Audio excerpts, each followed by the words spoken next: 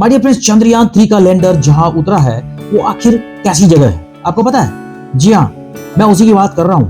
चंद्रयान 3 हमारे भारत का गौरव जहां उतरा है वहां 15 दिन रोशनी है और 15 दिन अंधेरा ही अंधेरा, घुप घना अंधेरा। माय डियर फ्रेंड्स, भारत ने इतिहास रच दिया। चंद्रयान 3 का लैंडर बुधवार शाम 6:04 पर चांद की सतह पर उतर गया। ये लैंडर चांद के दक्षिणी ध्रुव के पास उतरा है। ऐसा करने वाला भारत दुनिया का पहला देश बन गया। लेकिन जहां चंद्रयान 3 का लैंडर उतरा है वो जगह आखिर है कैसी, आप जानते हो? यही तो बताने वाला हूं मैं। जी हाँ, बड़े ध्यान से गौर से हमारे वीडियोस को देखो। माय डियर फ्रेंड्स, इस साल जुलाई की 14 तारीख को दोपहर 2:35 पर जब चंद्रयान 3 को लॉन्च किया गया था ना, तब उसके साथ 140 करोड़ लोगों की उम्मीदें भी जुड़ी थी। उम्मीदें थी, जी हाँ, चांद पर सॉफ्ट लैंडिंग करने की। माय डियर फ्रेंड्स, दुनिया को भारत की ताकत दिखाने की उम्मीद थी, इतिहास रचने की। जी हाँ माय डियर फ्रेंड्स, उम्मीद थी पूरी दुनिया में अपनी परचम लहराने की। और ठीक 40 दिन बाद 23 अगस्त को शाम 6:04 पर ये सारी की सारी उम्मीदें पूरी हो गई। माय डियर फ्रेंड्स, पहली उम्मीद पूरी करते हुए चंद्रयान 3 के लैंडर ने चांद पर सॉफ्ट लैंडिंग कर दी। ऐसा करते ही दूसरी उम्मीदें भी पूरी हो गई। माय डियर फ्रेंड्स, दुनिया ने भारत की ताकत को देख लिया। तीसरी उम्मीद पूरी करते हुए चंद्रयान 3 के लैंडर ने चांद के दक्षिणी ध्रुव के पास उतरकर इतिहास रच ही दिया।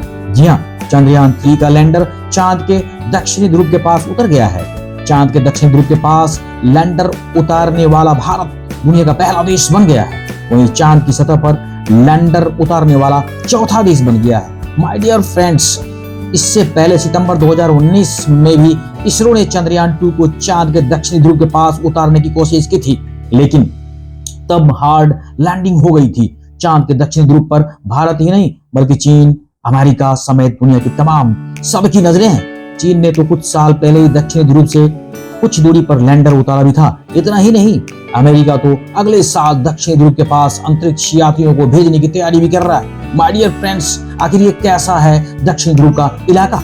जैसा पृथ्वी का दक्षिण ध्रुव है वैसा ही चांद का भी है।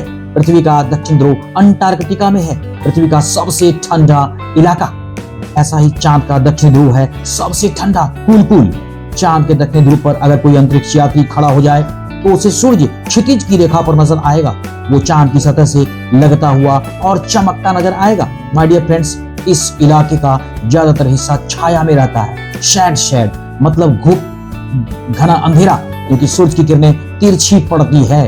इस कारण यहाँ का तापमान बहुत कम होता है। ऐसा अंदेजा है कि हमेशा छाया में रहने और तापमान कम होने की वजह से यहाँ पानी और खनिज भी हो सकते हैं। इसकी पुष्टि पहले ही मून मिशन में भी हो चुकी है। माय डियर फ्रेंड्स, ये तो इतिहास के गर्भ में छप ही जाने वाला है। जी हाँ, आखिर ये ऐसा क्यों है आपको पता है?